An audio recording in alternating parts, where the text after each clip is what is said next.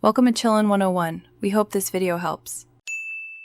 You start by preparing your audio and CAD project. Pick an MP3 or OGG because browsers prefer those formats. Once chosen, upload it to a reliable host so you get a direct URL. This avoids embed blockers and buffering. Next, enable CAD Pro if you haven't, because only Pro supports custom code and background audio reliably. Now open the page editor and pick the section where the music should play. This sets context for autoplay or user-triggered playback, and you add an embed element and paste a concise HTML5 audio tag with the hosted file URL.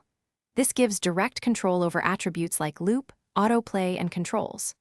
Once done, include a small JS snippet to mute autoplay on mobile and enable a play button. This is why you use custom code to bypass mobile restrictions while staying compliant. Make sure to set visibility and z-index so controls don't block content, and test desktop and mobile to confirm expected playback behavior.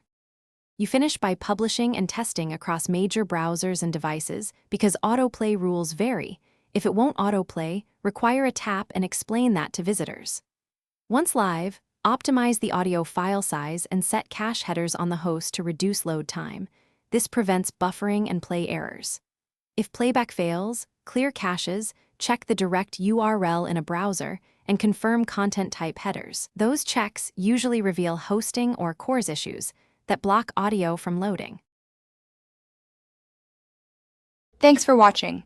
Consider subscribing if we helped you.